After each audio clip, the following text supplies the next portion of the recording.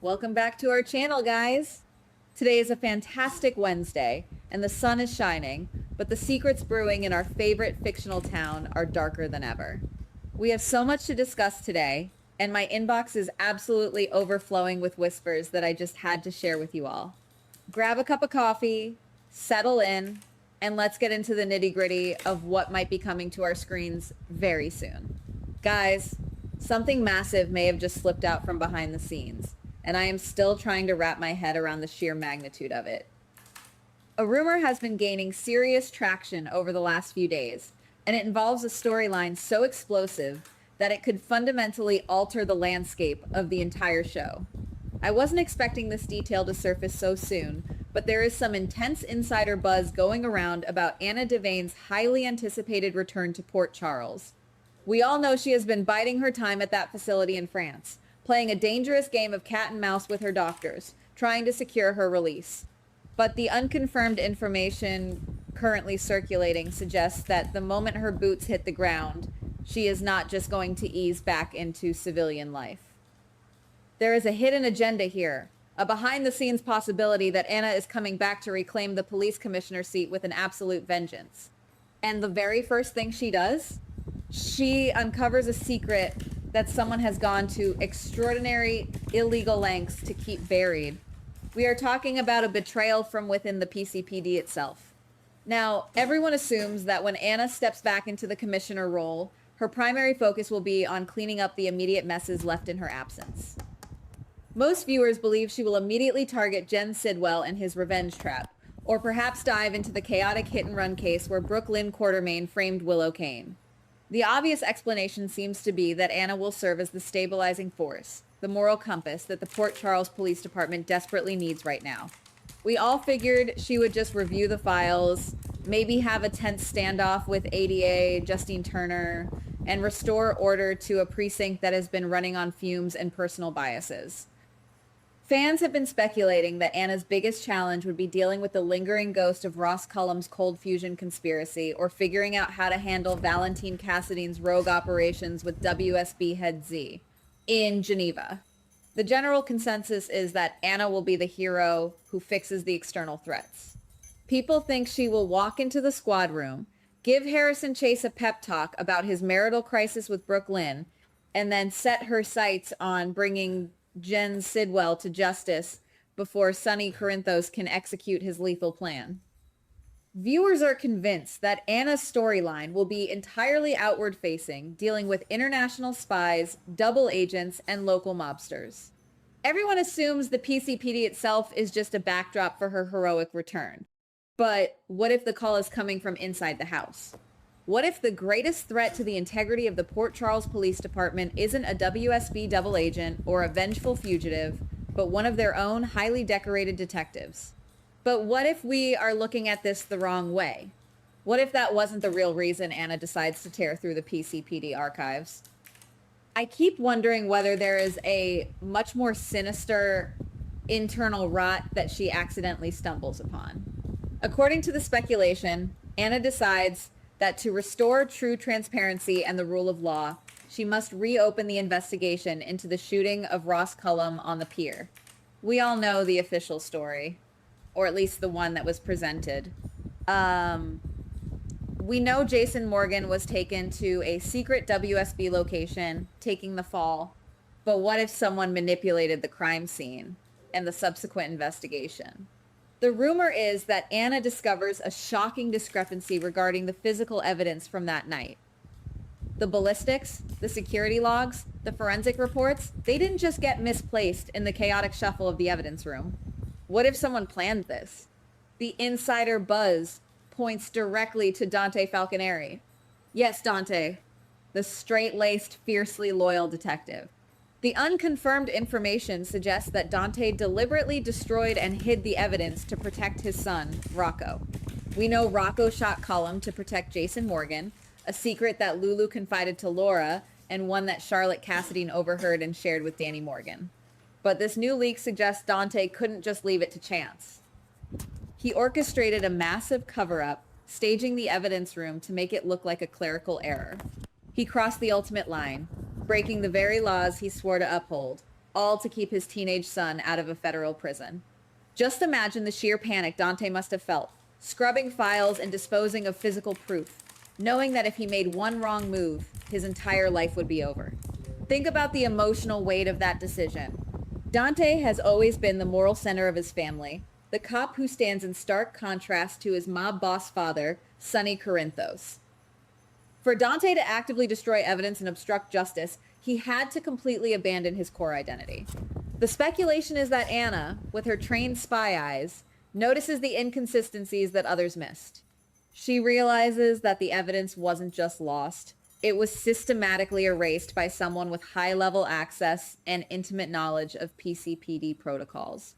And when the trail leads directly to Dante, Anna is faced with the most agonizing decision of her entire career. Now, if this rumor holds any weight, how does this actually play out on screen? There are a few ways this could go down, and each one changes the entire narrative. That's one possibility. Anna discovers the truth and, despite her deep personal affection for Dante, realizes she has absolutely no choice but to arrest him. In this version of events, Anna is driven by a ruthless need to prove that no officer is above the law. She wants to prove that the department must be run with absolute transparency. She signs the arrest warrant herself, walks right into the squad room, and slaps the cuffs on Dante in front of Harrison Chase, Joe Fitzpatrick, and the rest of the stunned precinct. It's a brutal, uncompromising display of power and justice. The precinct becomes completely divided.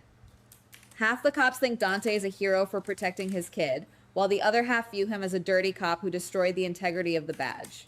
This scenario paints Anna as an almost tragic figure of justice, forced to destroy a friend to save the department. But another theory is that Dante actually wants to be caught. Think about his psychology lately. He has been complaining to Elizabeth Baldwin about Lulu's secrecy, claiming that if people were just honest, they wouldn't be in this mess. What if the hypocrisy of his own actions is eating him alive? What if Dante intentionally left a digital footprint or a mismatched serial number in the evidence log, subconsciously hoping Anna would find it? In this scenario, Dante's arrest isn't a surprise to him. It's a relief. He has been carrying the crushing weight of this cover-up while watching Rocco spiral into guilt and anger. Maybe Dante realizes that the only way to truly protect Rocco's soul is to show him that actions have consequences, even if it means Dante has to spend years in Pentonville for obstruction of justice and tampering with evidence. And then there is a third possibility, one that involves a lot more political maneuvering. What if the situation is being manipulated by outside forces? We know WSB head Z and Ross Cullum have a tangled, dirty history. What if the WSB already knows Dante scrubbed the evidence and they anonymously tip Anna off? They could be using Dante's crime as leverage to force the PCPD to back off their own investigations.